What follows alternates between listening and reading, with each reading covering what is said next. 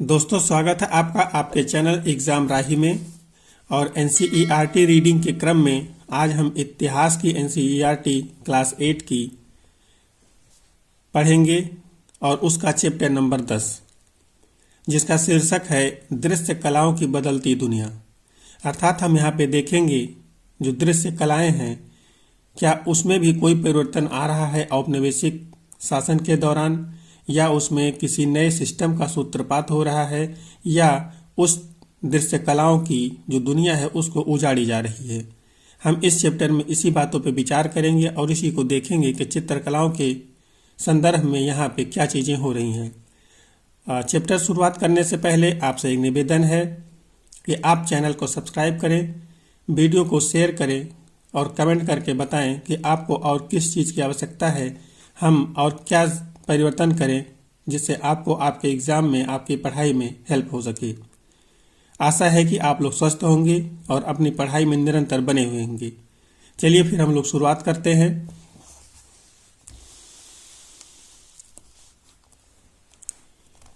जब आप किसी कलाकृति, किसी पेंटिंग, मूर्ति शिल्प आदि को देखते हैं तो संभवतः यह बात साफ दिखाई नहीं देती कि ज़्यादातर दूसरी चीज़ों की तरह कला भी अपने चारों तरफ की दुनिया से प्रभावित होती है, और संभवतः आपको ये भी नहीं लगेगा कि आप जो देखते हैं वही आपके विचारों को भी प्रभावित करता है। इस अध्याय में हम देखेंगे कि औपनिवेशिक काल के दौरान दृश्य कलाओं की दुनिया में क्या बदलाव आए और ये बदलाव उपनिवेशवाद और राष्ट्रवाद के व्यापक इतिहास से किस तरह जुड़े हुए थे। यहाँ पे हमने कहा था आपसे कि हम देखेंगे कि क्या औपनिवेशिक शासन के दौरान उसमें कोई परिवर्तन आए थे। यहाँ पे हम और भी चीज़ों जो देखेंगे वो ये देखेंगे कि क्या दृश्य कलाओं के माध्यम से जो भारतीय स्वतंत्रता संग्राम है, राष्ट्रवाद है, क्या उसमें भी कुछ हेल्प हो रही है। क्या लोग चित्रकलाओं के माध्यम से भी, दृश्य कलाओं के माध्यम से भी राष्ट्रवाद को जगाने का प्रयास कर रहे हैं। इसमें हम इस बात पे भी विचार जरूर करेंगे। औपनिवेशिक शासन में कई तरह के नए कला रूपों, शैलियों, सामग्री और तकनीकों का सूत्रपात हुआ। इन्हें भारतीय कलाकारों ने संभ्रांत और जनसाधारण दोनों हलकों के अपने स्थानीय ग्राहकों और बाजार के हिसाब से अपनाकर नई शक्ल दी। हल्क का मतलब होता है क्षेत्र, अपने दोनों क्षेत्रों हिसाब से अपनी जो एक शक्ल देते हैं वो लोग, मतलब जो सूत्रपात हो रहा है तकनीकों का कला शैली में, कला रूपों में, तय सामग्रियों में, उसका जो कलाकार हैं वो एक तरह से ग्रहण कर रहे हैं। आप पाएंगे कि जिन दृश्य कलाओं को आज आप सहज स्वाभाविक मान लेते हैं उनमें से बहुत सारी कलाओं का जन्म उसी काल में हुआ था जिसका हम इस अध्याय में अध्ययन करने वाले हैं। उदाहरण के लिए बुर्जियों, मीनारों और महरबों वाली भव्य सार्वजनिक इमारतें, कोई मनोहारी दृश्य, किसी तस्वीर और महरबों वाली भव्य, एक बार फिर से देखते हैं। उदाहरण के लिए बुर्जियों, मीनारों और महराबों वाली भव्य सार्वजनिक इमारतें, कोई मनोहारी दृश्य, किसी तस्वीर में यथार्थपरक मानव छवि या किसी देवी देवता की तस्वीर, मशीनों द्वारा असंख्य मात्रा में छापी गई तस्वीरें आदि इसी तरह के उदाहरण हैं। अर्थात जो दृश्य आज हम लोग देखते हैं उन तस्वीरों में तमाम तरह की मशीनों की सहायता ली गई है, उसमें तमाम तरह से नए नए टेक्नोलॉजियों की सहायता ली गई है, और उसके साथ साथ उसमें अब बहुत सारे परिवर्तन किए गए हैं। जो चित्रकलाएं पहले हाथों के माध्यम से बनती थी अब वो मशीनों के माध्यम से भी बनने लगी हैं। इस इतिहास को समझने के लिए हम मुख्य रूप से पेंटिंग और छापे बनाने से संबंधित तकनीक में आए बदलावों पर विचार करेंगे। अगर आप यहाँ से कनेक्ट कर पा रहे हो पीछे की चीज़ों को, तो आपने पीछे के एक चैप्टर में देखा था कि वहाँ पर भी जब जो एक तरह से भारत के सूती कपड़े थे वो जब हाथों से बन रहे थे तो उसकी जो एक तरह से टेक्नोलॉजी थी वो विकसित होते होते जब पूरी तरह से विकसित हुई थी तो बहुत सारे जो कारीगर थे उनको अपने जो आजीविका थी वो खोनी पड़ी थी, लेकिन साथ ही अब जो सामान का उत्पादन हो रहा था वो काफ़ी बड़े स्तर पे होने लगा था, और जिसका जो फायदा था वो ब्रिटिशों ने उठाया था कि उन्होंने भारतीय जो हथकरघे थे, भारतीय जो पेंट इस तरह उस समय के छपाई करने वाले लोग थे, या बुनाई करने वाले थे उनके रोजगार को पूरी तरह से उन्होंने बर्बाद कर दिया था। साम्राज्यवादी युग की कलाओं के नए रूप, अर्थात जो साम्राज्यवादी युग है वहाँ पे जो कला के नए नए रूप हैं वो किस तरह से उभर के आ रहे हैं, इसको हम लोग यहाँ पे देखेंगे। 18वीं सदी से यूरोप के बहुत सारे कलाकार अंग्रेज व्यापारियों और शासकों के साथ भारत आने लगे थे। ये कलाकार चित्रकारी की नई शैलियाँ और नई परंपराएं भी अपने साथ लाए थे। उन्होंने इस तरह की तस्वीरें बनाई जो यूरोप में बेहद लोकप्रिय हुई और जिन्होंने पश्चिम में भारत की छवि गढ़ने में अहम भूमिका अदा की। अर्थात जो विदेशी कलाकार, विदेशी चित्रकार भारत में आ रहे हैं वो भारत की जो तस्वीरें बना रहे हैं वो विश्व में और यूरोप में अलग अलग देशों में बहुत ही ज़्यादा लोगों को प्रभावित कर रही हैं, लोग पसंद कर रहे हैं। और इनका जो सबसे बड़ा फ़ायदा होता है भारत के स्तर पे कि इन्हीं तस्वीरों के माध्यम से भारत के बारे में लोग क्या सोच रहे हैं वो स्पष्ट होती चली जाती है। साथ ही भारत के बारे में लोगों के अंदर एक अच्छी छवि विकसित होती है, क्योंकि जो चित्रकार थे उन्होंने चित्रों के माध्यम से भारत को एक तरह से बहुत ही ज़्यादा महिमा मंडित किया था। यूरोपीय कलाकार अपने साथ यथार्थवाद का विचार लेके आए थे। यथार्थवाद का तात्पर्य है जो जैसा है वैसा ही। यह विचार इस मान्यता पर आधारित था कि कलाकारों को अपनी आंखों से चीज़ों को गौर से देखना चाहिए और उन्हें यथावत चित्रित करना चाहिए, यानी कलाकार जो बनाएंगे वह असली और जीवंत दिखना चाहिए, अर्थात जैसा है वैसा ही दिखना चाहिए, उसमें कोई जरा सा भी अंतर नहीं होना चाहिए। यही यथार्थवाद है।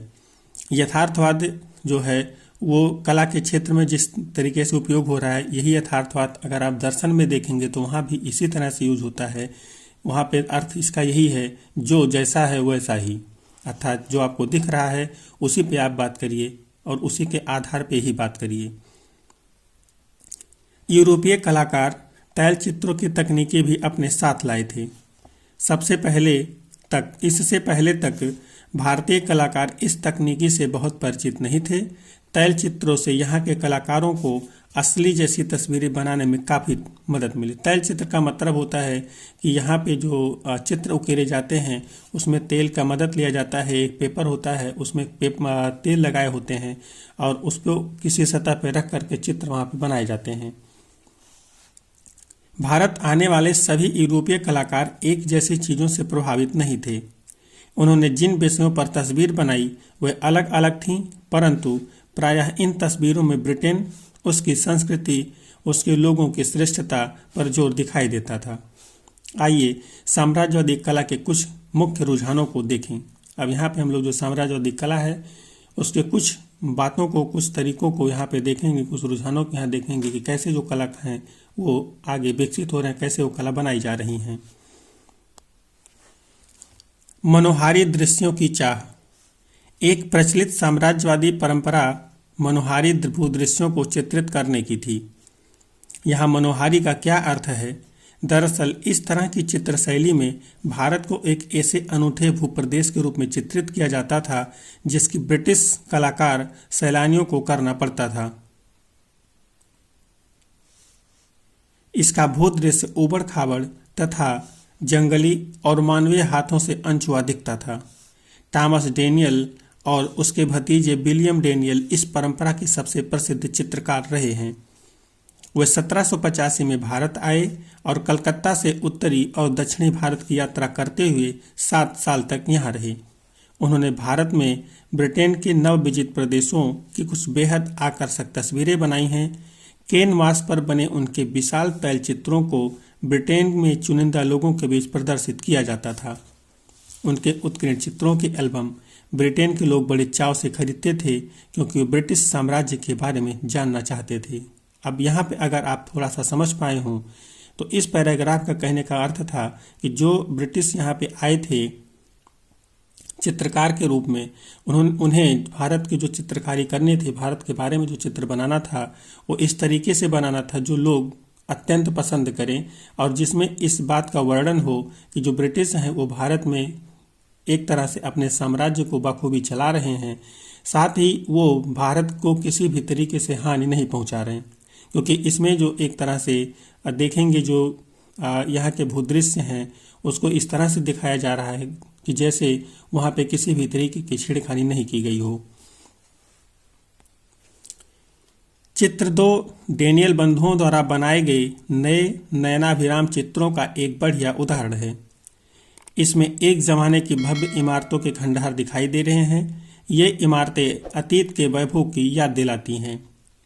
ये एक ऐसी प्राचीन सभ्यता के अवशेष हैं जो अब नष्ट हो चुकी हैं। चित्र को देखकर ऐसा लगता है मानो यह पतनशील सभ्यता केवल ब्रिटिश शासन के जरिए ही परिवर्तन और आधुनिकता की राह पर बढ़ सकती है। अर्थात जो चित्र बनाए गए वो इस तरीके से बनाए गए, इतने मोहक बनाए गए, ऐसे हिसाब से इस तरीके से वर्णित किए गए जो ये बता रहे थे कि जो ये सभ्यता है, जो ये एक तरह से पतनशील सभ्यता है, जिस खंडहर की वो यहाँ पे बात कर रहे हैं, अगर उस पर ब्रिटिश हाथ ना रखें तो पतित ही हो जाएगी। लेकिन अगर ब्रिटिश उसको अपने अंडर में लेकर के उस पर काम करें तो वो सभ्यता जो है वो परिवर्तन और आधुनिकता की राह पे चल पड़ेगी, अर्थात उसमें भी जीवंतता आ जाएगी।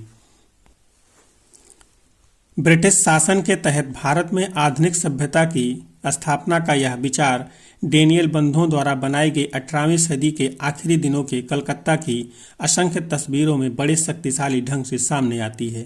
अर्थात जो इस तरह की आधुनिक सभ्यता की जो एक तस्वीर है वो डेनियल बंधुओं द्वारा बनाए गए चित्रों में, और एक तरह से जो कलकत्ता में मिलती हैं बहुत सारे चित्र उनके, उसमें दिखाई देती है कि किस तरह से उन्होंने भारत का महिमा मंडन किया हुआ है। इन तस्वीरों में आप एक नया कलकत्ता बनते हुए देख सकते हैं, जिसमें चौड़े रास्ते, विशाल यूरोपीय शैली की इमारतें और यातायात के लिए नए साधन दिखाई दे रहे हैं। इसमें सड़कों पर जीवन और गहमागहमी है, इसमें नाटकीय और उत्तेजना है। इनमें आप देख सकते हैं कि डेनियल बंधुओं ने परंपरागत भारत और ब्रिटिश शासन के अंतर्गत जीवन के बीच कितना फर्क दिखाया है। अब यहाँ पे आपने देखा, जो हमने आपसे बताया था कि जो ब्रिटिश चित्रकार हैं उन्हें इस तरह से चित्रकारी करने के लिए कहा गया है जिससे भारत जो पहले था और अब है उसमें साफ अंतर दिखाई दे सके। तो यहाँ इन्होंने चित्रों के माध्यम से दिखाया भी कि जो पहले का भारत है वो किस तरीके का था और जो ब्रिटिश भारत है वो किस तरीके का है, क्या क्या उसमें परिवर्तन आए हैं, किस तरह से उन्होंने कलकत्ता की तस्वीर को बदल के रख दिया है कि यहाँ पे जो पहले सकरी गलियाँ हुआ करती थी वो आज बहुत ही चौड़ी सड़कों में बदल गई हैं। यहाँ की जो पुरानी इमारतें थी अब उनको यूरोपीय शैली में बदल करके अब एक नया जीवंत रूप दे दिया गया है। भारत के परंपरागत जीवन को पूर्व आधुनिक, परिवर्तनहीन और गतिहीन दिखाया गया है। उसमें फकीर, गाय और नदी में चलती नौकाएं दिख रही हैं। इसके विपरीत चित्र में ब्रिटिश शासन के तहत आधुनिकीकरण की छवि दिखाई देती है। इसमें तेजी से होने वाले बदलाव पर जोर है। अभी हमने आपको जैसा कि बताया था वही चीज़ें यहाँ पे आपको बताने की कोशिश की जा रही है। प्राधिकार का चित्रण, अब यहाँ पे देखेंगे कि ये क्या चीज़ है और प्राधिकार का चित्रण किस तरीके से हो रहा है। औपनिवेशिक भारत में बेहद लोकप्रिय होने वाली एक और कला शैली रूप चित्रकारी थी। ब्रिटिश और भारतीय दोनों देशों के अमीर और ताकतवर लोग किरमिज पर अपनी छवि देखना चाहते थे। छोटे आकार के रूप चित्र बनाने की मौजूदा भारतीय परंपरा के विपरीत औपनिवेशिक रूप चित्र आदमकद आकार के होते थे और बिल्कुल सच्चे लगते थे। रूप चित्रण की यह नई शैली इस साम्राज्य की वजह से पैदा हो रही ऐश्वर्यपूर्ण जीवन शैली, धन संपदा और रौब दाब को दर्शाने का भी आदर्श साधन थी। बात वहीं पे आके फिर से अटक जाती है कि यहाँ पे जो भी टेक्निक ब्रिटिशों के द्वारा विकसित की जा रही है, भारत के संदर्भ में जो भी चित्रकला के क्षेत्र में विकास किए जा रहे हैं उसमें सारे चित्रकला, सारे दृश्य ब्रिटिशों के हिसाब से ही वर्णित किए जा रहे हैं, जिसमें भारत को एक तरह से ब्रिटिश के अंडर में पूरी तरह से सेफ दिखाया जा सके और उसके विकसित रूप को दिखाया जा सके। कहीं भी ऐसे किसी चित्र को नहीं दिखाया जाता था जिसमें यह दिखाया गया हो कि भारत की दुर्दशा भी ब्रिटिशों के शासनकाल में हो रही है। जैसे जैसे रूप चित्रकारी लोकप्रिय होती गई, बहुत सारे यूरोपियन रूप चित्रकार लाभदायक काम की तलाश में भारत आने लगे। योहाना जोफनी यूरोप से आने वाले सबसे प्रसिद्ध चित्रकारों में से थे। उनका जन्म जनवरी में हुआ था और वे बाद में इंग्लैंड जाकर बस गए थे। 1780 के दशक के मध्य में वे 5 साल के लिए भारत आए थे। जोफने द्वारा बनाए गए रूप चित्र के 2 उदाहरण हैं। इनमें आप भारतीय नौकरों और औपनिवेशिक बंगलों के लंबे चौड़े लॉन को भी देख सकते हैं। इसमें भारतीयों को दब्बू और कमतर हैसियत में भी दिखाया गया है। वे अपने गोरे स्वामियों की सेवा कर रहे हैं, जबकि अंग्रेजों को श्रेष्ठतर और मालिकों के अंदाज में दिखाया गया है। वे अपने कपड़ों का प्रदर्शन कर रहे हैं, शाही अंदाज में खड़े हैं या दंभपूर्वक बैठे हुए हैं और ऐश्वर्य भरा जीवन जीते हैं। भारतीय लोग ऐसे चित्रों के केंद्र में कभी नहीं दिखते थे। वे आमतौर पर धुंधली पृष्ठभूमि में ही दिखाई देते थे। अब यहाँ पे आप लोग देख रहे हैं कि किस तरह से जो चित्रकारी हो रही है उसमें अंग्रेजों का ही महिमा मंडन किया जा रहा है और ये दिखाया जा रहा है कि जो अंग्रेज हैं वो किस तरीके से यहाँ पे एक तरह से ऐश्वर्यपूर्ण जिंदगी जी रहे हैं और जो भारतीय हैं यहाँ के उनको यहाँ पे पूरी तरह से एक तरह से सभ्य बर्बर दब्बू डरपोक इस तरह से दिखाया जा रहा है। तो कहीं ना कहीं ये जो चित्रकारियाँ थी ये प्रदर्शित करती थी अंग्रेजों के संदर्भ में, ब्रिटिशों के संदर्भ में कि अगर ब्रिटिश भारत में नहीं होंगे तो भारत का क्या होगा। कुछ इस संदर्भ में वे इन चित्रकारियों को कर रहे हैं। बहुत सारे भारतीय नवाब भी यूरोपीय चित्रकारों से विशाल तैल रूप चित्र बनवाने लगे थे। आप देख चुके हैं कि किस तरह अंग्रेजों ने भारतीय दरबारों में अपने रेजिडेंट तैनात किए और राजाओं की ताकत को नज़रअंदाज करते हुए किस तरह वे रियासतों का शासन नियंत्रित करने लगे थे। कुछ नवाबों ने इस दखलंदाजी का विरोध किया, जबकि कुछ ने अंग्रेजों की राजनीतिक और सांस्कृतिक श्रेष्ठता को स्वीकार कर लिया। वे अंग्रेजों के साथ मेलजोल चाहते थे और उनकी शैलियों और रुचियों को अपनाना चाहते थे। मोहम्मद अली खान इसी तरह के एक नवाब थे। 1770 के दशक में अंग्रेजों के साथ हुए एक युद्ध के बाद वह ईस्ट इंडिया कंपनी के पेंशन पर आश्रित हो गए थे, परंतु इसके बावजूद उन्होंने टिली कैटल और जॉर्ज विल्सन नाम के 2 यूरोपीय कलाकारों को अपने रूप चित्र बनाने का जिम्मा सौंपा और ये पेंटिंग्स इंग्लैंड के राजा और ईस्ट इंडिया कंपनी के निदेशकों को भेंट की। नवाब मोहम्मद अली अपनी राजनीतिक सत्ता गंवा चुके थे, परंतु इन रूप चित्रों में वह खुद को एक शाही और रोबीले अंदाज में देखकर खुश हो सकते थे। चित्र 6 में विलियमसन द्वारा बनाए गए उनके चित्र को देखिए। आप समझ सकते हैं कि नवाब किस मुद्रा में चित्र बनवा रहे हैं और अपने शाही अंदाज को उन्होंने किस तरह से दर्शाया है। अब आप यहाँ पे देखिए कि एक तरह से होड़ चल रही है, होड़ लगी हुई है, एक दूसरे से कंपटीशन चल रहा है कि हर कोई जो अपना चित्र बनवाना चाहता है वो शाही अंदाज में ही बनवाना चाहता है। जो राजा हैं जिनकी सत्ता छिन चुकी है, जो अंग्रेजों के पेंशन पे आश्रित हैं या जिनके एक तरह से राजा तो हैं वो, लेकिन सिर्फ और सिर्फ वो कहने के लिए है, जो सत्ता चलाई जा रही है अंग्रेजों के द्वारा चलाई जा रही है, लेकिन फिर भी जो उनकी भोग विलासिता का जीवन है, जो उनके जीवन जीने का अंदाज है, उसमें वो कोई बदलाव नहीं चाहते हैं, बल्कि चित्रों के माध्यम से वो ये बताना चाहते हैं कि उनका जो जीवन है वो कितना वैभवशाली है। आप देखेंगे कि जब किसी भी देश का, किसी भी राज्य का नेता इस तरीके से हो जाए तो उसका पतन निश्चित हो जाता है। अब इन्हें अपने राज्य की कोई चिंता नहीं है, क्योंकि ये पहले से ही अंग्रेजों के, ब्रिटिशों के एक तरह से कह लीजिए कि गुलाम हो चुके हैं, तो इन्हें क्या फर्क पड़ता है कि आगे क्या होगा। तो इस तरह से हम लोगों ने यहाँ पे देखा कि जो चित्रकार हैं वो उसी चित्र को बना रहे हैं, चित्र उसी हिसाब से बना रहे हैं जिस हिसाब से ब्रिटिश पसंद करते हैं और यहाँ के शाही राजा पसंद करते हैं। यहाँ की दुर्दशा दर्शाने की उनकी हिम्मत नहीं है, क्योंकि अगर वो ऐसा करेंगे तो उन्हें देश से निकाल दिया जाएगा। इतिहास को चित्रित करना। साम्राज्यवादी कला की एक और श्रेणी थी जिसे इतिहास की चित्रकारी कहा जाता था। इस शैली के चित्रों में ब्रिटिश शाही इतिहास की विभिन्न घटनाओं को नाटकीय रूप से चित्रित किया जाता था। 18वीं सदी के आखिर और 19वीं सदी की शुरुआती सालों में इस तरह की चित्रकारी को भारी सम्मान की नज़र से देखा जाता था और वह काफ़ी लोकप्रिय हो गई। अर्थात जो ब्रिटिश हैं वो इतिहास की चित्रकारी एक तरह से करवा रहे हैं, उसको हम इतिहास की चित्रकारी नहीं कह सकते सीधी तरह से, लेकिन इस संदर्भ में कह सकते हैं कि जो उनकी चीज़ें थी पुरानी, उसको वो चित्रों के माध्यम से उकेर रहे हैं, चित्रों के माध्यम से लोगों के सामने रख रहे हैं, उसको देख के ऐसा लगता है कि ये घटना इसके बाद ये या एक एक करके घटनाएं घटित हो रही हैं, तो उसमें हमें लगता है कि ये जो घटना है वो हमें समझ में आ जाती है। इसी वजह से उसको इतिहास की चित्रकारी कहा जाता है कि जो घट चुका है उसको आप उकेरिए और चित्रों के माध्यम से उकेरिए। भारत में अंग्रेजों की जीत ब्रिटेन के इतिहास चित्रकारों के लिए एक उपयोगी सामग्री थी। ये चित्रकार मुसाफिरों के ब्यौरों और रेखा चित्रों के आधार पर ब्रिटिश जनता को दिखाने के लिए भारत में ब्रिटिश कार्रवाइयों की सुंदर छवि तैयार करने की कोशिश करते थे। अर्थात जो चित्रकार हैं, इतिहास चित्रकार हैं, इसी समय जब हम देख रहे हैं कि कुछ जो ब्रिटिश हैं वो युद्ध लड़ रहे हैं, तो उन युद्धों को भी जो इतिहास चित्रकार हैं वो इस तरह से ही चित्रित कर रहे हैं जिसमें अंग्रेजों का ही महिमा मंडन किया जा रहा है।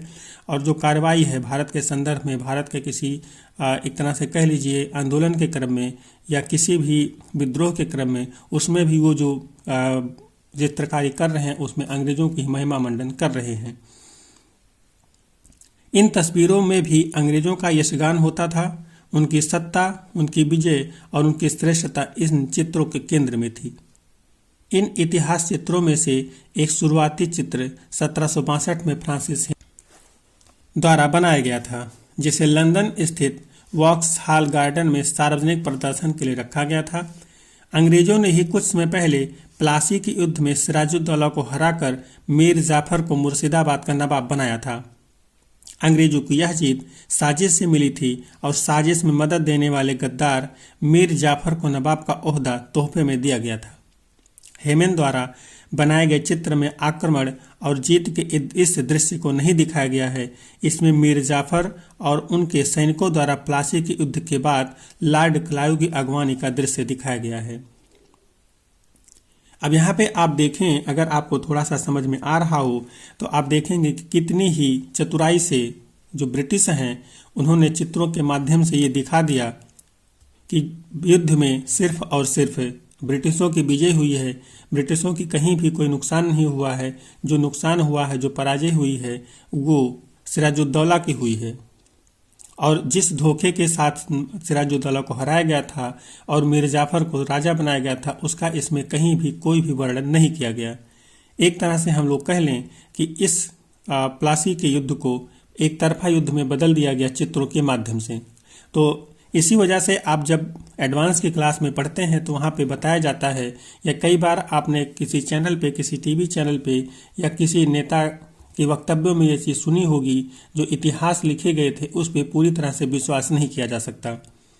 विश्वास इसलिए नहीं किया जा सकता क्योंकि जो ब्रिटिश काल में इतिहास लिखे गए और जो इतिहास पुराने समय के ब्रिटिश काल में लिखवाए, जो भी बदलाव किए, जो भी सिस्टम अपनाया, सिर्फ उसका महिमा मंडन किया गया था। जो उन्होंने इतिहास लिखवाए वो अपने हिसाब से लिखवाए, उसमें भारतीयों को पूरी तरह से असभ्य, बर्बर और एक तरह से निकृष्ट ही दिखाया गया था। लेकिन ऐसा नहीं हो सकता। अगर भारत एक तरह से असभ्य था, बर्बर था, निकृष्ट था, तो भारतीय सभ्यता, जो इतनी पुरानी सभ्यता है, वो इतने लंबे समय तक कैसे टिकी रही।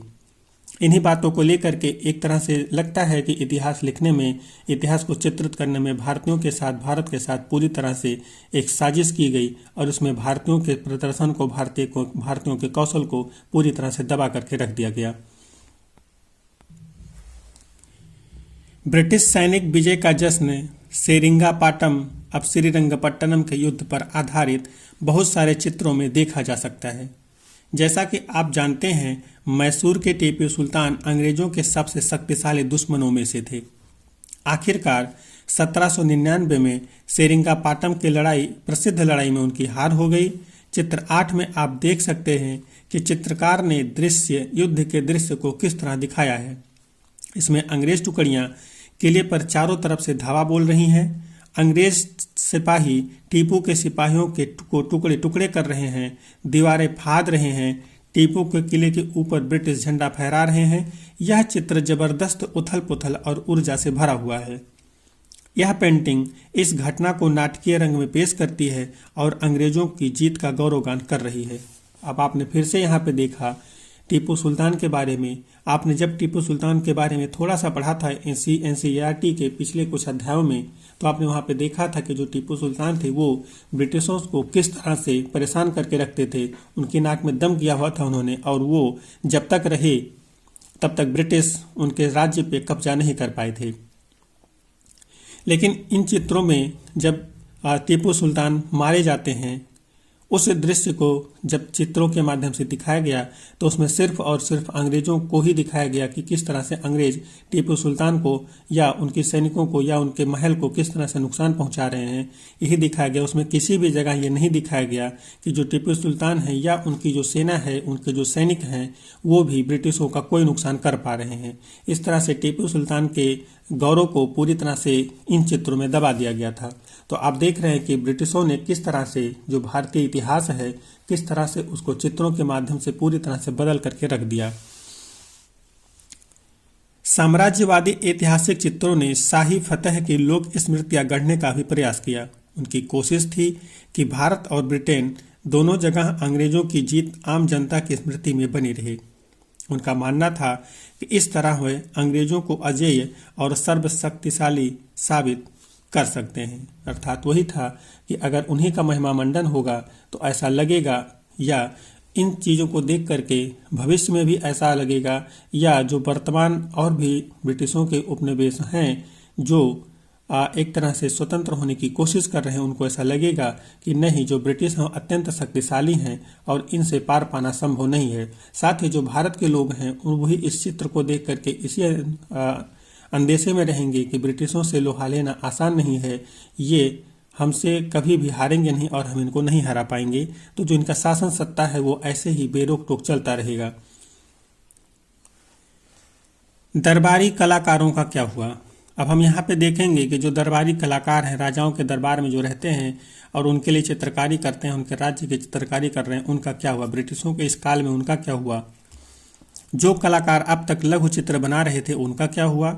भारतीय दरबारों में मौजूद चित्रकारों ने शाही कला की इन नई परंपराओं का किस तरह से प्रतिक्रिया दिया? विभिन्न दरबारों में हम विभिन्न रुझान देख सकते हैं। मैसूर में टीपू सुल्तान ने न केवल जंग के मैदान में जाकर अंग्रेजों से लोहा लिया, बल्कि उनकी सांस्कृतिक परंपराओं का भी विरोध किया। वह स्थानीय परंपराओं को प्रोत्साहन देते रहे। सेरिंगापाटम स्थित उनके महल की दीवारों पर स्थानीय कलाकारों द्वारा बनाए गए भित्ति चित्र लगे होते थे। चित्र में इसी तरह की एक भित्ति चित्र दिखाई दे रही है। इस तस्वीर में 1780 में पोलिलुर में हुए उस प्रसिद्ध युद्ध का जश्न मनाया जा रहा है जिसमें टीपू और हैदर अली ने अंग्रेज फौजों को धूल चटाई थी। अर्थात जो दरबारी कलाकार हैं उसमें अलग अलग प्रतिक्रियाएं हैं, उसमें अलग अलग काम हो रहे हैं। जैसा कि जब हम टीपू सुल्तान के बारे में देखते हैं तो हम देखते हैं कि उन्होंने इस समय जो चित्र बनवाया वो अपने महिमा मंडन में बनवाया, या एक तरह से कह सकते हैं जो यथार्थ था उसको बनवाया, और उसमें दिखाया कि किस तरह से टीपू सुल्तान और हैदर अली ने मिल करके अंग्रेजों की सेना को धूल चटाई थी। अभी आपने पीछे देखा था कि जो भी तस्वीरें बन रही थी उसमें सिर्फ और सिर्फ अंग्रेजों का ही महिमा मंडन किया जा रहा था। जो भारतीय एक तरह से विजय होती थी, भारतीय जो लड़ाके होते थे उनको कहीं भी नहीं दर्शाया जाता था। लेकिन चूंकि टीपू सुल्तान ने अपने दरबारी चित्रकारों को संरक्षण दिया तो उन्होंने जो टीपू सुल्तान और हैदर अली की जीत थी उसको दिखाने की हिम्मत दिखाई। मुर्शिदाबाद के दरबार में एक अलग रुझान देखने को मिलता है। यहाँ सिराजुद्दौला को हराने के बाद अंग्रेजों ने नवाब की गद्दी पर अपनी कठपुतलियों को बिठा दिया था। पहले उन्होंने मीर जाफर को और उसके बाद मीर कासिम को नवाब बनाया। मुर्शिदाबाद रियासत में स्थानीय लघु चित्र कलाकारों को इस बात के लिए प्रोत्साहित किया गया कि वे अंग्रेजों की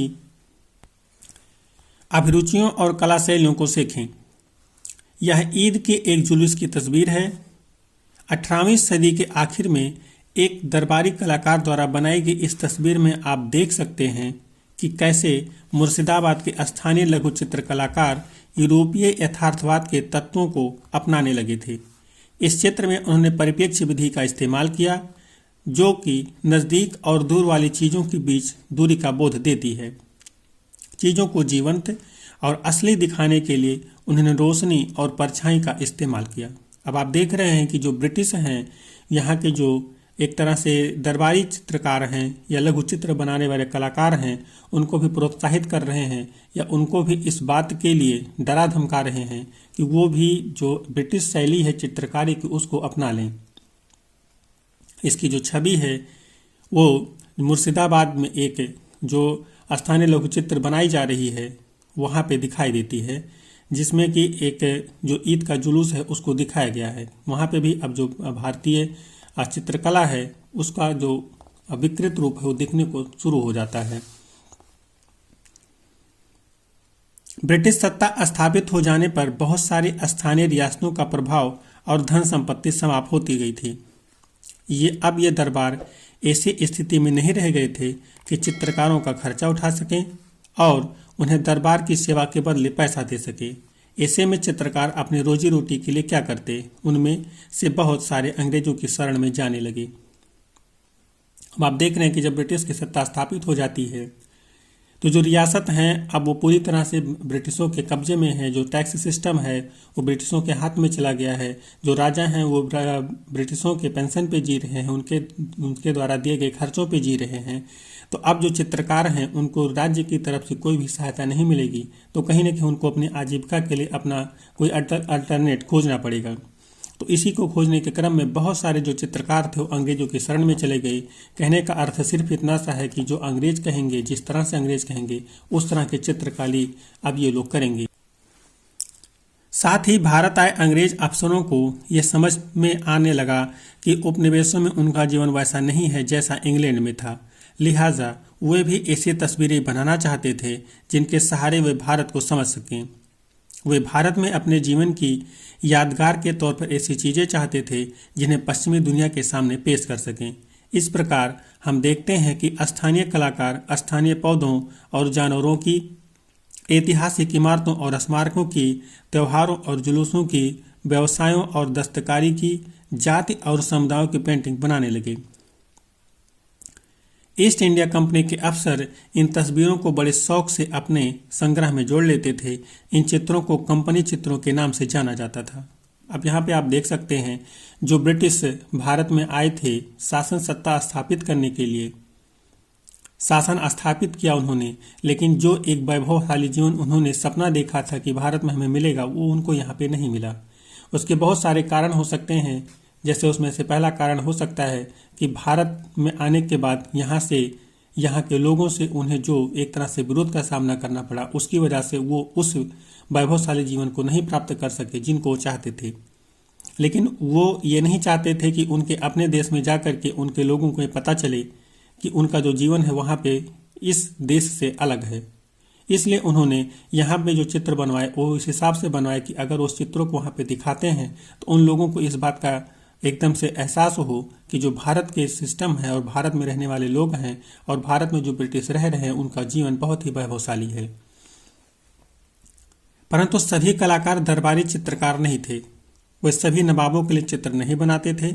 आइए देखें कि दरबार के बाहर क्या चल रहा था। हम देखेंगे यहाँ पे कि दरबारी कलाकारों के साथ जो हुआ सो हुआ, लेकिन जो दरबार के बाहर चित्रकारी कर रहे थे उनके साथ क्या हुआ और वो अब क्या कर रहे हैं। नई भारतीय लोक कला। 19वीं शताब्दी में भारत के बहुत सारे शहरों में एक नई लोक कला विकसित हुई। बंगाल में काली घाट स्थित मंदिर एक महत्वपूर्ण तीर्थ स्थान था। वहाँ के स्थानीय गांव में रहने वाले खर्रा चित्रकार, जिसे पटुआ कहा जाता था, और मिट्टी बनाने के बर्तन बनाने वाले पूर्वी भारत में कुमोर और उत्तरी भारत में कुम्हार एक नई कला शैली विकसित करने लगे। ये वही लोग हैं जो दरबार से बाहर हैं, दरबारी चित्रकार नहीं हैं, ये बाहरी चित्रकार हैं। वह आसपास के गांव से 19वीं सदी की शुरुआत में कलकत्ता आ गए थे। उस समय कलकत्ता एक वाणिज्यिक और प्रशासकीय केंद्र के रूप में फैल रहा था। नए नए औपनिवेशिक कार्यालय खुल रहे थे, नई इमारतों और सड़कों का निर्माण चल रहा था, नए बाजार खुल रहे थे। शहर में तरह तरह के नए मौके पैदा हो रहे थे जहां आकर लोग कमा खा सकते थे। ग्रामीण कलाकार भी नए ग्राहकों और नए संरक्षकों की उम्मीद में शहरों में आकर बसने लगे। अब यहाँ पे हम लोग देख रहे हैं जो ब्रिटिश सत्ता स्थापित हो रही है उसमें जो कलकत्ता में विकास कार्य हो रहे हैं, इसको हमने पीछे अध्याय में देखा था। तो वहाँ पे जो नए लोग हैं जो रोजी रोटी कमाने के लिए आ रहे हैं वो एक मौके की तलाश में वहाँ पे आ रहे हैं और उनको ऐसा लग रहा है कि वहाँ पे हमको मौका मिलेगा, नए संरक्षक मिलेंगे जिससे उनकी जो रोजी रोटी है वो चलती रहेगी। 19वीं सदी से पहले ग्रामीण पटुआ और कुमोर आमतौर पर पौराणिक विषयों और देवी देवताओं की तस्वीरें बनाते थे। काली घाट जाने के बाद भी वो इसी तरह की धार्मिक चीजें बनाते रहे। परंपरागत रूप से खर्रा चित्रों की छवियां गोलाकार नहीं बल्कि सपाट हुआ करती थीं। अब काली घाट चित्रकार अपनी छवियों में उभार पैदा करने के लिए छायाकरण का इस्तेमाल करने लगे, जिससे उनकी तस्वीरें त्रियामी दिखाई देने लगी। परंतु अभी भी उसकी तस्वीरें यथार्थपरक और जीवंत नहीं थीं। दरअसल शुरुआती काली घाट चित्रों में मुखर सुनियोजित अयथार्थवादी शैली स्पष्ट दिखाई देती है, जिसमें छवियां विशाल और शक्तिशाली थीं। उनमें रेखाओं, विवरणों और रंगों का न्यूनतम प्रयोग किया जाता था। इसमें हमने देखा कि जो बाहरी कलाकार हैं वो यथार्थवादी चित्रकार नहीं है, यथार्थ चित्रकारी नहीं करते, वो कुछ अलग ही चित्रकारी करते हैं जो कि मनभावन लगता है। लेकिन ये कब तक चल सकता था, क्योंकि ब्रिटिश सत्ता जो थी वो यथार्थवादी पर ही विश्वास करती थी और साथ ही उन्हीं चित्रों को ही वो उकेरना चाहती थी या बनवाना चाहती थी जिससे उनका खुद का महिमा मंडन हो सके। 1840 के दशक के बाद काली घाट कलाकारों में हम एक नया रुझान देखते हैं, जहां मूल्य मान्यताएं, रुचियां, सामाजिक कायदे कानून और रीति रिवाज इतनी तेजी से बदल रहे थे। ऐसे समाज में रहने वाले काली घाट चित्रकारों ने भी अपने आसपास की दुनिया पर ध्यान दिया और सामाजिक व राजनीतिक विषयों पर चित्र बनाने लगे। अर्थात अब ये लोग भी उन्हीं चित्रों को बनाना शुरू कर चुके थे जो ब्रिटिशों द्वारा पसंद किए जाते थे। 19वीं सदी के आखिर के बहुत सारे काली घाट चित्रों में ब्रिटिश शासन के अंतर्गत सामाजिक जीवन को दर्शाया गया। अपने चित्रों के माध्यम से ये कलाकार अक्सर इन नए बदलाव का उपहास करते थे। अर्थात जो चित्रकार हैं वो ब्रिटिशों के हिसाब से चित्रकारी सीख तो रहे हैं, सीखा भी उन्होंने, लेकिन उसमें जो उन्होंने चित्रकारी की वो भारतीय संदर्भ में किया कि जो भारत है उसको किस तरह से ब्रिटिशों ने नुकसान पहुंचाया है। अंग्रेजी भाषा और पश्चिमी आदतों में रंगे साहिबों की तरह सजे सिगरेट पीते या कुर्सियों पर बैठे लोगों के इन नए शौकों का मजाक उड़ाते थे। उन्होंने पश्चिमी रंग में रंगे बाबू का मजाक उड़ाया, भ्रष्ट पुजारियों की आलोचना की और औरतों को घर से बाहर ना निकलने की सलाह दी।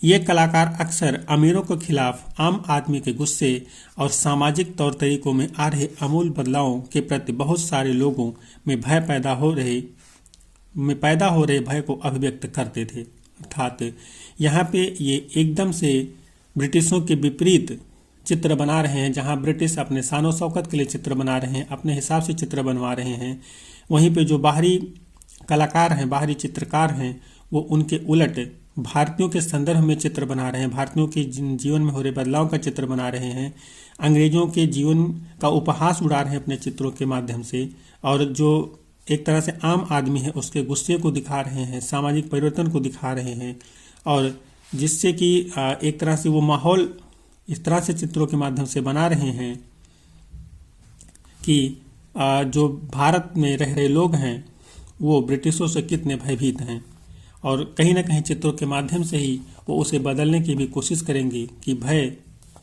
करने से उनका कोई कार्य होने वाला नहीं है। काली घाट तस्वीरों में से बहुत सारी बड़ी संख्या में छापकर बाजारों में भी बेच दी गईं। शुरुआत में ये तस्वीरें लकड़ी के तख्तों पर खुदाई करके बनाई जाती थीं। इन खुदे हुए ठप्पों पर स्याही लगाकर उन्हें कागज पर दबाया जाता था और इस तरह लकड़ी के ठप्पों से जो छापे बनते थे उन पर हाथ से रंग भर दिए जाते थे। इस तरह एक ही ठप्पे से बहुत सारी तस्वीरें बनाई जा सकती थीं। 19वीं सदी के आखिर तक भारत के विभिन्न भागों में प्रिंटिंग प्रेस लगाई जाने लगी थी, जिनमें और भी ज़्यादा संख्या में चित्र छापे जा सकते थे।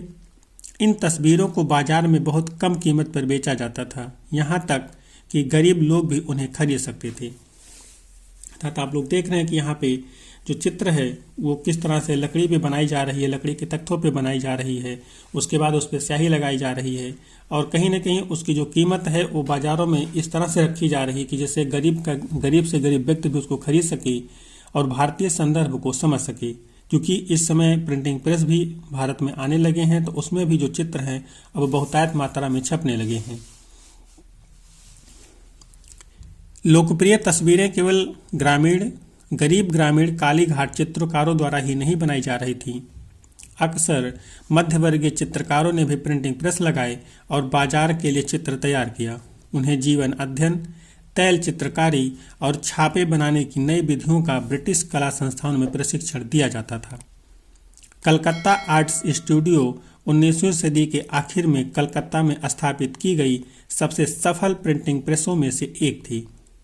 इस प्रेस में प्रसिद्ध बंगाली व्यक्तियों के साथ पौराणिक पत्रों को भी आदम का तस्वीरें बनाई गईं। ये पौराणिक तस्वीरें यथार्थ परक होती थीं। इन तस्वीरों की पृष्ठभूमि में आकर्षक भूदृश्य, पहाड़ियाँ, झीलें, नदियाँ और जंगल होते थे। दुकानों और सड़क पर लगी अस्थायी दुकानों पर अपने प्रचलित कैलेंडरों में हिंदू देवी देवताओं की ऐसी बहुत सारी तस्वीरें देखी होंगी। इन तस्वीरों की विशेषता 19वीं सदी के आखिर में मुख्य रूप से सामने आई। अर्थात हम लोग यहाँ पे देख रहे हैं जो भारतीय चित्रकार हैं वो किस तरह से प्रिंटिंग प्रेस की स्थापना कर रहे हैं, भारतीय संदर्भ में चित्रकारी कर रहे हैं, यहाँ की जो भूदृश्य है उसकी चित्रकारी कर रहे हैं और जो ये इनके बनाए गए चित्र हैं वो अलग अलग दुकानों पे, अलग अलग मार्केटों में, ग्रामीण क्षेत्रों में उपलब्ध हैं, जिसमें देवी देवताओं के चित्र हैं, हिंदू देवी देवताओं के चित्र हैं। और ऐसी जो बहुत सारी तस्वीरें हैं जब 19वीं सदी आती है अर्थात 1800 के बाद आती है, 1800 के बाद से शुरुआत होती है, तो वहाँ पे इन लोगों की जो चित्रकारियाँ हैं वो सामने आती हैं। यहाँ पे अगर हम थोड़ा सा विचार करें कि जो ब्रिटिशों द्वारा चित्र बनवाए जाते थे वो किस तरीके से थे और भारतीयों द्वारा जो चित्र बनाए जा रहे थे वो किस तरीके थे, तो उसमें पाएंगे कि जो ब्रिटिश चित्र बनवा रहे थे सिर्फ अपने हिसाब से अपने लिए बनवा रहे थे, अपने जीवन को वैभवशाली दिखाने के लिए बनवा रहे थे। लेकिन जो भारतीय चित्रकार थे, भारतीय ब्रिटिश कालीन चित्रकार थे, वो जो चित्र बना रहे थे उसमें वो भारतीय सिस्टम को दर्शाते थे, भारत में हो रहे बदलाव को दर्शाते थे। यहाँ के जो जंगल होते थे, पहाड़ होते थे, नदी झीलें आदि होती थी उनको दर्शाते थे। हिंदू देवी देवताओं जो कि उनके धार्मिक पूजनीय होते थे उनको दर्शाते थे। और कहीं न कहीं जो चित्रकार थे, बाहरी चित्रकार थे, वो ब्रिटिशों के हिसाब से कलाकारियाँ नहीं करते थे। लेकिन हमने देखा था अभी पीछे जो दरबारी कवि थे उनमें बहुत सारे दरबारी चित्रकार जो थे उसमें से बहुत सारे चित्रकार अंग्रेजों की शरण में चले गए थे और अंग्रेजों के हिसाब से चित्रकारी करने लगे थे। इस तरह की लोकप्रिय तस्वीरें भारत के अन्य भागों में भी बनाई जा रही थीं। राष्ट्रवाद के प्रचार प्रसार के चलते प्रारंभिक 20वीं सदी की जनसाधारण के इस्तेमाल की तस्वीरों को राष्ट्रवादी संदेश दिए जाने लगे थे। इनमें से बहुत सारी तस्वीरों में आप भारत माता को देवी के रूप में देख सकते हैं जो राष्ट्रीय झंडा लिए हुए होती थी। कई तस्वीरों में राष्ट्रीय नायक अपना शीश माता के चरणों में चढ़ा रहे होते हैं, जबकि कुछ तस्वीरों में देवी देवता अंग्रेजों का कत्लेआम कर रहे हैं। अब यहाँ पे आप एक फर्क महसूस कीजिए, जो चित्रकार हैं वो ब्रिटिशों से भयभीत ना होते हुए अपने चित्रकारी के माध्यम से लोगों को एक तरह से प्रोत्साहित कर रहे हैं ब्रिटिश सत्ता के खिलाफ, जो कि अभी तक ब्रिटिश अपने चित्रकारी के माध्यम से दिखाने की कोशिश कर रहे थे कि उनसे जो टकराएगा वो पूरी तरह से नष्ट हो जाएगा। लेकिन ये लोग अपने तस्वीरों के माध्यम से लोगों में ये विश्वास भर रहे हैं कि नहीं, जनता से आप टकरा सकते हैं, कोई दिक्कत नहीं, वो भी एक आम इंसान है और उनसे टकराना कोई बड़ी बात नहीं है। और उन्होंने तमाम सारे चित्रों के माध्यम से दिखाया कि कैसे भारत के जो देवी देवता हैं वो अंग्रेजों का कत्लेआम कर रहे हैं। बहुत सारे जो भारतीय नायक हैं, राष्ट्रीय नायक हैं, वो किस तरह से राष्ट्र के लिए अपना शीश माता के चरणों में चढ़ाने के लिए आतुर हैं। आगे हम लोग देखते हैं राष्ट्रीय कला की चाह, अर्थात लोगों में राष्ट्रीय कला के संदर्भ में क्या रुचियां विकसित हो रही हैं। 19वीं सदी के आखिर में कला और राष्ट्रवाद के बीच और गहरा संबंध स्थापित हो गया। अब बहुत सारे चित्रकार एक ऐसी शैली विकसित करने लगे जिससे आधुनिक और भारतीय दोनों कसौटियों पर कसा जा सके। राष्ट्रीय शैली को किस तरह परिभाषित किया जा सकता था, आगे हम लोग इसको देखेंगे। और हमने देखा कि जो अभी बहुत सारे कलाकार हैं वो अब ऐसी चित्रकारी विकसित कर रहे हैं जिससे आधुनिक भारत को एक तरह से दर्शाया जा सके। राजा रवि वर्मा की कला। एक राजा है रवि वर्मा, उन्होंने जो चित्रकारी की उसको हम लोग यहाँ पे देखते हैं कि उन्होंने किस तरह से भारत राष्ट्र में योगदान दिया अपना। रवि राजा वर्मा उन शुरुआती चित्रकारों में से थे जिन्होंने आधुनिक और राष्ट्रीय कला शैली विकसित करने में योगदान दिया।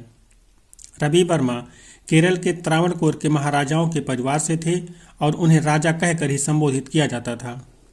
उन्होंने तैल चित्रकारी और यथार्थपरक जीवन अध्ययन की पश्चिमी कला पर महारत हासिल की, परंतु भारतीय पुराणों के चित्र बनाए। उन्होंने रामायण और महाभारत के अनगिनत दृश्यों को किरमिच पर उतारा। बम्बई रेजिडेंसी की अपनी यात्रा के दौरान उन्होंने पौराणिक कहानियों को जिस तरह मंच पर देखा था उसी से प्रेरणा लेकर उन्होंने ये नाटकीय दृश्य बनाए थे। 1880 के दशक से रवि वर्मा के पौराणिक चित्र भारतीय राज्य रजवाड़ों और कला संग्राहकों के बीच जुनून की हद तक लोकप्रिय हो चुके थे। राजाओं ने अपने महलों की दीवारें रवि वर्मा के चित्रों से पाट दी थी। अर्थात जो भारत था वो कहीं न कहीं आप ये जानते ही हैं देवी देवताओं का देश रहा है। यहाँ पे जो धार्मिक कृतियाँ हैं वो बहुत ही बड़े स्तर पे हैं।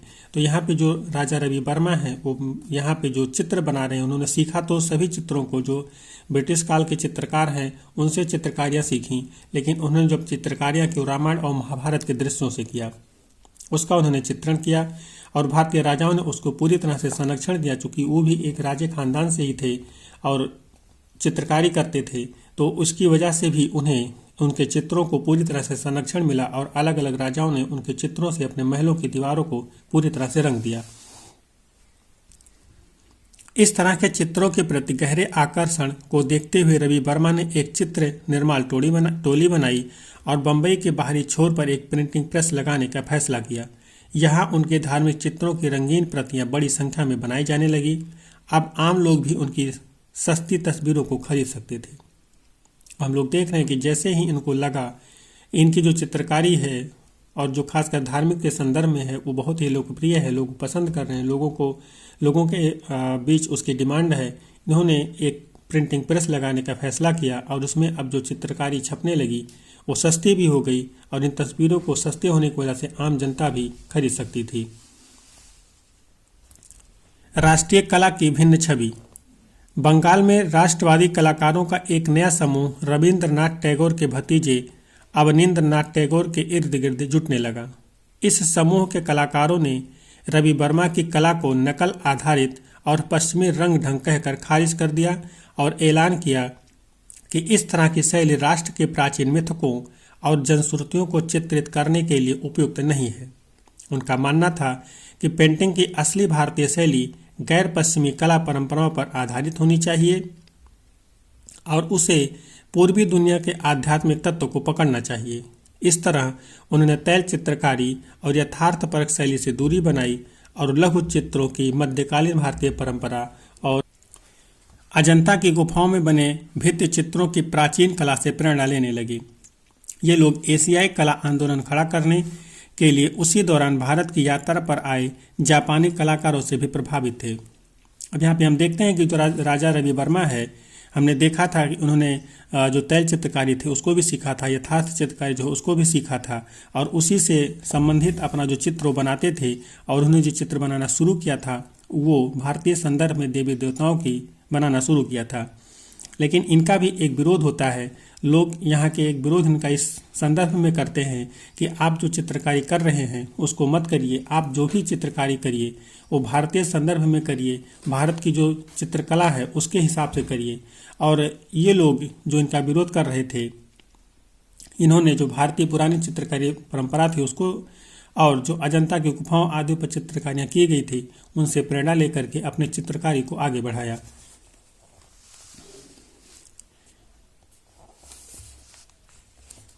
इन सालों में पनपी नई भारतीय शैली के कई चित्रों में हम इन विभिन्न चित्रात्मक तत्वों का मिश्रण देख सकते हैं।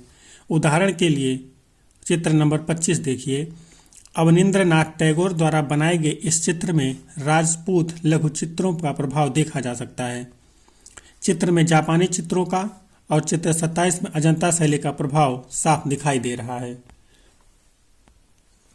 यहाँ पे दो चित्रों की बात की जा रही है और बताया जा रहा है कि इन दो चित्रों को देख करके ये अंदाजा लगता है कि जो अलग अलग शैली है, जिस पे अलग अलग शैली का प्रभाव है, अलग अलग क्षेत्र का प्रभाव है, वो चित्र किस तरह से अलग अलग दिखाई दे रहे हैं। एक सच्ची भारतीय शैली कैसी होनी चाहिए, यह तय करने की कोशिशें इसके बाद भी चलती रहीं। 1920 के दशक के बाद कलाकारों की एक नई पीढ़ी सामने आई जो अवनींद्रनाथ टैगोर द्वारा स्थापित की गई कला शैली से अलग विचार रखती थी। इनमें से कुछ लोगों को यह कला शैली भावनात्मक दिखाई देती थी, जबकि कुछ का मानना था कि आध्यात्मिकता भारतीय संस्कृति का केंद्रीय पहलू नहीं हो सकती। उनका मानना था कि कलाकारों को प्राचीन ग्रंथों की तस्वीरें बनाने के बजाय असली जीवन को देखना चाहिए और प्राचीन कला रूपों की बजाय जीवित लोक कला एवं जनजातीय डिजाइनों से प्रेरणा लेनी चाहिए। जैसे जैसे यह बहस चलती रही, कला के क्षेत्र में नए आंदोलन उठे और नई नई कला शैलियाँ आती रहीं। इस पैराग्राफ में जो एक तरह से सारांश दिया गया, सार दिया गया पूरे चैप्टर का, उसमें यही था कि जो भारतीय चित्रकला थी वो एक तरह से कभी निर्धारित ही नहीं हो पाई कि किस अर्थ में, किस तरीके से भारतीय चित्रकारी की जाए, भारतीय शैली कौन सी होगी, ये निर्धारित ही नहीं हो पाई। अलग अलग समय में अलग अलग तरीके से जो कला शैली थी वो विकसित होती रही और इसमें अलग अलग जो भावनात्मक सिस्टम है, भावनात्मक शैलियाँ थी वो दिखाई देती रहीं। और इसके साथ ही जो ये एक तरह से विचार विमर्श था वो चलता रहा कि जो तस्वीरें हैं उसमें जो मतलब प्राचीन ग्रंथों की तस्वीर है उसको ना बनाया जाए, उसको काल्पनिक रूप ना दिया जाए, बल्कि जो आज का जो जीवंत है, आज जो चीज़ें घट रही हैं, जो चीज़ें हो रही हैं, उन्हीं के हिसाब से किया जाए। तो इस तरह से हमने देखा कि जो भारतीय चित्रकला थी वो किस तरह से ब्रिटिशों के शासन में इधर उधर होती है, लेकिन कहीं न कहीं वो अपने एक स्वरूप को बनाए रखती है। इस तरह से हमने इस चैप्टर को यहाँ पे रीडिंग के क्रम में ख़त्म किया। अब हम इसके क्वेश्चन को देख लेते हैं। यहाँ पे जो क्वेश्चन है वो फिल इन द ब्लैंक्स हैं, वहाँ पे रिक्त स्थानों की पूर्ति करना है। आप लोग इसको करिए, आपको क्वेश्चंस को करना चाहिए। यहाँ पे आप लोग आगे के और फिल इन द ब्लैंक्स को देखिए, इनको इसी चैप्टर के आधार पर फिल इन द ब्लैंक्स दिए गए हैं, इनको करना है। उसके बाद यहाँ पे कुछ शैली दी गई हैं, चित्रकला की तैल शैली, लघु चित्र, आदमकद छाया चित्र, परिप्रेक्ष विधा का प्रयोग, भित्ति चित्र आदि के बारे में भी यहाँ पे दी गई है। हालांकि इसके बारे में बहुत ज़्यादा जानना जरूरी नहीं है, फिर भी अगर आप जानना चाहें तो उसको जान सकते हैं। आगे आप लोग यहाँ पे देख रहे हैं कि क्वेश्चन दिए गए हैं, आपको इन क्वेश्चन को करना चाहिए। क्वेश्चन करने के क्रम में जैसा कि मैं बार बार बोलता हूँ, आपको जो चीज़ें हैं वो अपने आप क्लियर होना शुरू हो जाती हैं। यहाँ पे आगे कुछ विचार करने के लिए दिया गया है, आपको इनको देखना चाहिए। आप इन क्वेश्चंस को देखिए और लोगों के बारे में जो भी क्वेश्चन पूछे जा रहे हैं, कलाकारों के बारे में जो भी क्वेश्चन पूछे जा रहे हैं, उसको इसी चैप्टर के आधार पर लिखने का प्रयास करिए। और इस तरह से हम इस चैप्टर के बिल्कुल एंड में आ चुके हैं और हम अपने इस चैप्टर को ख़त्म कर चुके हैं। अगले लेक्चर में हम अगले चैप्टर के साथ मिलेंगे। तब तक के लिए आशा है कि आप लोग स्वस्थ हैं, व्यस्त हैं और इस क्लास को शेयर कर रहे हैं, साथ ही चैनल को सब्सक्राइब करके हमें और भी मोटिवेट कर रहे हैं कि हम आपके लिए बहुत अच्छा कर सकें। आप सपोर्ट करें, आज बेहतर से बेहतर आपके लिए करेंगे और इतना बेहतर करेंगे कि जिससे आपको और अन्य इतिहास सब्जेक्ट पढ़ने की ज़रूरत नहीं पड़ेगी। इसी आशा और विश्वास के साथ आपसे विदा लेते हैं, मिलते हैं अगले लेक्चर में। तब तक के लिए जय हिंद।